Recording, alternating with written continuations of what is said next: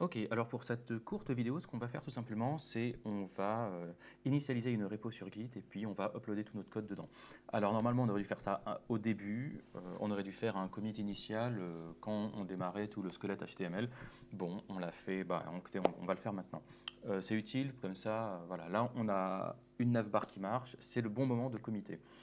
Essayez de toujours committer du code qui marche bien.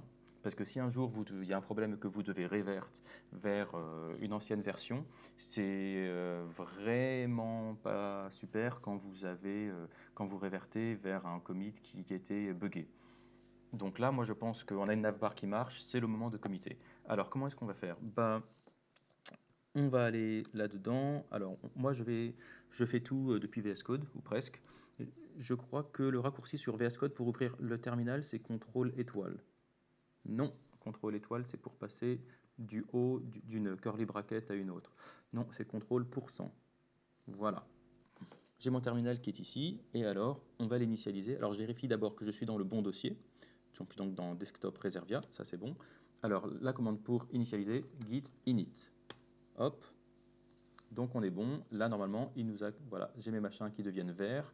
Ils sont en U, ça veut dire untracked, donc ils n'ont pas encore été stagés pour un commit. Alors, bah, je vais ajouter, alors, je vais faire un git status déjà pour voir où est-ce qu'on en est. Git status, il me dit, voilà, j'ai 3 machins à ajouter. Alors tiens, le point VS Code, je crois que c'est VS Code qui me l'a rajouté, c'est des settings, oui, je lui avais demandé de me servir ça sur le port 5501, donc ça on s'en fout, j'ai pas envie de committer ça, parce que ça ne fait pas partie du code, c'est qu'une configuration personnelle. Alors une manière d'ignorer un fichier, c'est de créer un fichier qui commence par point. Alors attention, un fichier qui commence par point, ça veut dire fichier caché, et on l'appelle git ignore. Et alors dès que git voit ce machin qui s'appelle .git ignore, dedans on peut mettre la liste des machins qu'on veut ignorer. Alors zut, par contre, comme un con, je l'ai mis dans le VS Code, je vais le sortir, hop, voilà, comme ça. Et là dedans, je vais lui dire ignore tout ce qui s'appelle VS Code. Et là automatiquement, vous avez vu que le VS Code il s'est mis en gris, ça veut dire que hop, il n'est pas, voilà, pas pris en compte, il n'y a pas de U devant, il n'est pas vert. D'ailleurs, là, je vais refaire un git status. Alors, je ne vais pas retaper git status puisque je viens juste de le taper. Je vais juste faire flèche du haut pour remonter dans l'historique. Voilà. Et maintenant, vous avez vu, le point VS Code a disparu. Bon, par contre, j'ai un point git ignore qui est apparu, mais voilà, j'ai plus le point VS Code. Très bien. Alors, on va stager tout ça. Le raccourci, c'est une bonne manière de, au lieu de faire git add et de taper le nom de chaque fichier, le mieux c'est de faire -all. Voilà. Alors il nous dit attention, le LF va être remplacé par CRLF. Ok. C'est juste quand vous appuyez sur Enter, ça crée ce qu'on appelle un retour chariot. Et il y a deux, trois différents types de retours chariot. Selon les textes, voilà, il y a du LF, du CRLF. Vous voyez que par défaut, nous, si vous regardez, alors peut-être que la vidéo cache, je ne sais pas, mais alors, je vais mettre ça un peu là à gauche. Ah, pardon. Par défaut, vous voyez que là, je suis en CRLF, ça veut dire que VS Code par défaut, voilà, select end of line sequence, la séquence de, voilà, end of line sequence, donc le machin à la fin de la ligne, il appelle ça un CRLF. C'est pas très grave. Ok, on a fait git add, alors maintenant on va faire un commit, et donc alors, il faut mettre un bon message de commit parce que n'oubliez pas que vos collègues un jour ils vont vouloir regarder ce que vous faites, ils veulent comprendre le code et puis même vous-même, dans quelques mois, vous aurez envie de retourner sur ce projet. Et si vous avez juste mis commit 1, commit 2, commit 3, vous ne vous rendrez pas service. Donc, eh ben, en général, ce qu'on fait, c'est un verbe à l'infinitif plus, voilà, donc on va mettre add navbar. Très bien. Alors maintenant, je vais essayer de pusher. Mais on risque d'avoir un petit problème. Qu'est-ce qui se passe si je push? Hop, il me dit, bah, je sais pas, gars, où est-ce que tu veux que je push? J'ai aucune remote, ça. Une remote, ça veut dire une repo sur un site web, qui est sur un serveur distant. Effectivement, ça, c'est connecté à rien. Je vais aller sur mon GitHub, et puis je vais me créer une repo qui s'appellera Reservia, si je ne l'ai pas en espérant que le nom soit libre. Alors, on va essayer, hop, Reservia, yes, available. J'avais pas d'autre repo qui s'appelait Reservia. Parfait. On va créer le repo. Et voilà, c'est fait. Alors maintenant, il nous dit, maintenant, on a créé une repo qui s'appelle Reservia sur GitHub. Et par contre, elle n'est pas encore connectée à notre repo local ici. Donc le mieux maintenant, il faut les connecter. Alors comment est-ce qu'on les connecte? Bah, tout simplement, il faut, là, comme Git dit, il faut rajouter une remote.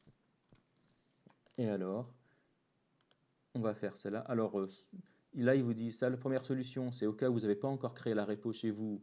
Voilà, il vous dit, bah, mettez, si vous suivez ces commandes-là, ça veut dire fabriquer un fichier README avec le mot Reservia dedans, puis git init, mais ça on l'a déjà fait, git add quelque chose, ça on l'a déjà fait, git commit, ça on l'a déjà fait, git branch main, ça veut dire assurez-vous que vous êtes bien sur la branche main master, c'est pareil.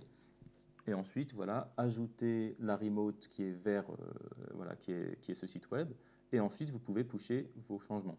Alors nous, on n'a pas besoin de faire tout ça, puisqu'on a déjà fait des trucs équivalents.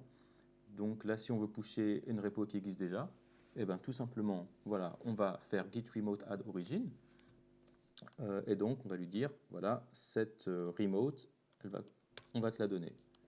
Alors c'est shift insert, voilà. Ah mince, oups, non, c'est CTRL SHIFT V, voilà. Parfait, là il l'a ajouté. Maintenant, alors ça je pense pas que ce soit très utile, mais on va de se mettre sur la branche main, puisque je suis par défaut sur la branche main. Vous voyez que là, ah, je suis sur la branche master. Alors, effectivement, moi quand j'ai créé mon machin, ça m'a mis branche master, et en fait, maintenant c'est main. Alors, c'est complètement débile, c'est uniquement parce que c'est pour une raison politique en fait, qu'il y a, avec les Black Lives Matter, maintenant on n'a plus le droit de dire master, parce que master ça veut dire maître d'esclaves, et donc si vous utilisez le mot master, c'est que vous êtes un méchant raciste. Enfin bon, c'est un truc d'américain. Donc GitHub a maintenant décidé qu'on n'allait pas parler de master, mais qu'on allait parler de main. Mon problème, c'est que moi, ma branche, elle s'appelle déjà master. Donc le mieux, c'est que je vais pas lui dire de passer à main. Voilà. Et puis là, pareil, il veut que je git push. Origine, ça veut dire local. Et main, c'est la branche. Mais moi, j'ai pas de branche main. Donc bon. J'ai juste ajouté la remote. Normalement, ça suffit, hein. Je vais juste faire git push. Et il va comprendre qu'il faut pusher tous les commits qui sont pas sur la remote. Hop, git push. Alors il me dit attention sur la branche master, il sait pas où est-ce qu'il faut la pusher. Donc je vais lui dire la branche master, et bah, tu vas pusher sur une branche qui s'appellera aussi master chez GitHub. Hop, donc voilà, je fais juste copier-coller du machin. Voilà. Et quand je vois ça, c'est que si là, normalement c'est bon. Si je réactualise, CTRL R, j'ai bien tous mes machins qui sont là. Et alors vous voyez que la date là c'était il y a 4 minutes, puisque même si j'ai pushé il y a quelques secondes, j'ai commité il y a 4 minutes. Voilà, donc ça suffit. Euh, voilà, quand vous avez un composant qui marche, enfin quand vous avez du code qui marche, c'est le bon moment de créer un commit.